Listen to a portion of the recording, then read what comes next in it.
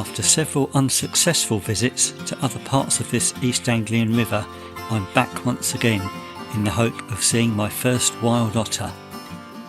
Thanks to a good friend's tip-off, I'm cautiously optimistic. I'd seen a splash in the water some way ahead of me, and now some rising bubbles.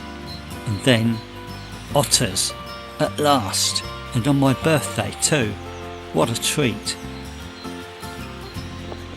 A mother with one of last year's kits by local accounts. Over the course of about an hour, I shadowed them as they methodically worked their way upriver.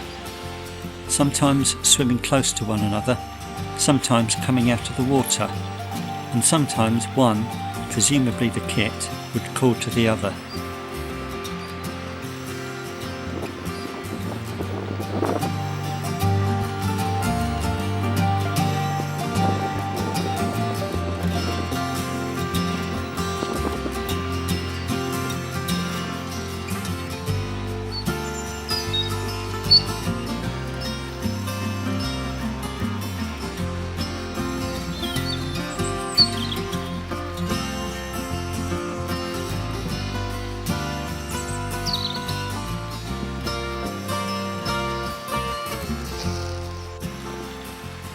During the second half of the 20th century, otter numbers declined drastically and they disappeared from much of England.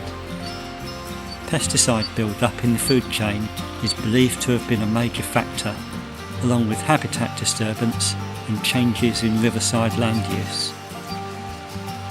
Thankfully, in recent years, they have staged something of a comeback and are starting to return to many of their former haunts. This is no doubt due, at least in part, to targeted conservation efforts involving close cooperation between various organisations and landowners.